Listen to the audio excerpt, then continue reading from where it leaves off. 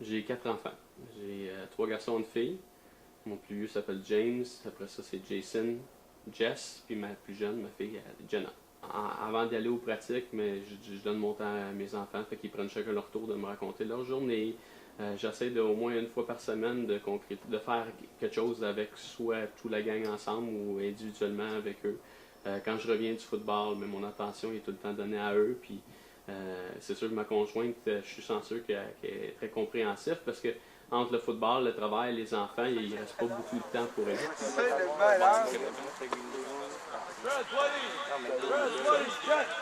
J'ai toujours aimé le football, mais mon père, pas qu'il m'empêchait d'essayer des sports que lui n'était pas d'accord avec, mais il aimait pas le football du tout. Il disait que c'était un sport de fou. Fait que lui, il m'inscrivait pas au football. Fait qu'à partir de l'âge de 8-9 ans, j'organisais des ligues de garage pour des petits gars de 8-9 ans. On jouait. Moi, j'allais à l'école anglais, puis on avait une école français à côté. Fait qu'on organisait des games, les Anglais contre les Français. Puis, dépendamment des années, des fois je jouais avec les Français, des fois je jouais avec les Anglais parce que j'étais le bilingue. Fait qu'avec les Anglais, j'étais le frog, puis avec les Français, mais j'étais la tête carrée. Fait que dépendamment des saisons, mais on jouait 2-3 fois par semaine. Puis, en vieillissant, ça a été la même chose quand j'ai commencé à travailler, j'organisais des choses comme ça. Mais à 16 ans, j'ai eu ma première opportunité de vraiment jouer dans une équipe organisée avec les Hornets de Sun Youth. J'avais un de mes amis qui jouait là, puis il m'a emmené aux pratiques. J'ai commencé à pratiquer avec eux, mais ma conjointe est tombée enceinte. Fait que j'ai jamais joué un match de saison avec les Hornets, j'ai juste pratiqué.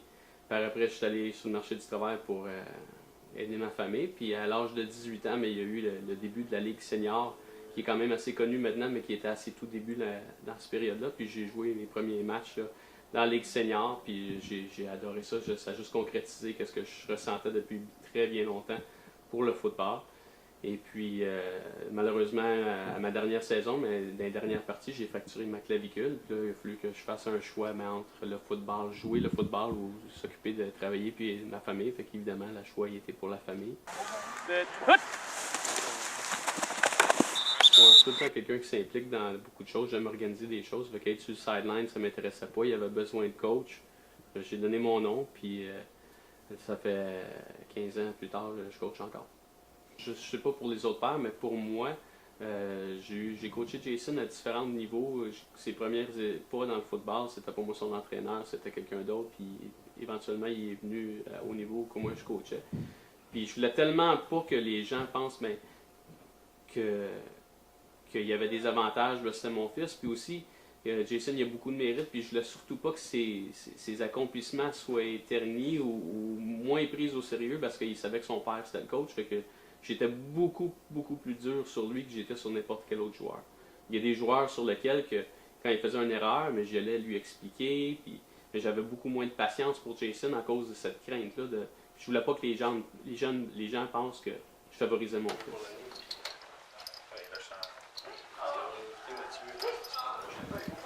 La plus belle qualité chez un joueur, c'est sa persévérance et son désir de s'améliorer.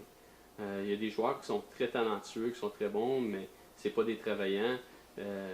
Moi, la position que j'aime, mes positions préférées, c'est tout le temps les positions obscures comme les O-line, les fullbacks.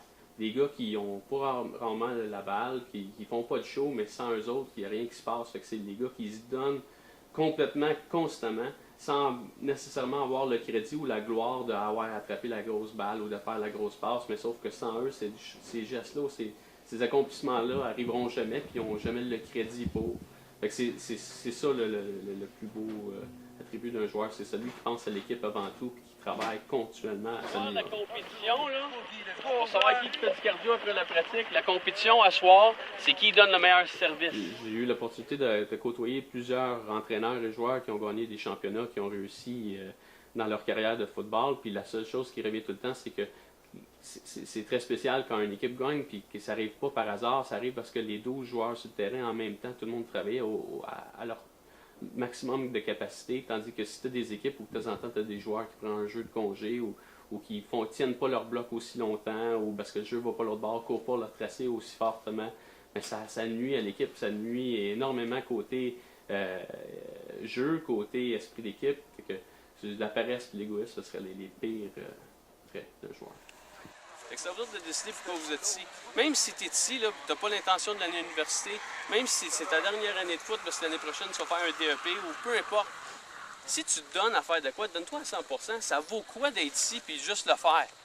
Pour être là. D'un, j'adore être avec les gars, avec soit les coachs, les joueurs, la camaraderie qui se crée, l'unité, des relations des liens qui se forment au football, tu peux pas vivre ailleurs. Il y a des jeunes que j'ai coachés à l'âge de 10 ans qui sont maintenant pas loin sont dans la vingtaine, sont à l'université, que je vois qui m'appellent encore coach. Il y en a avec qui j'ai coaché.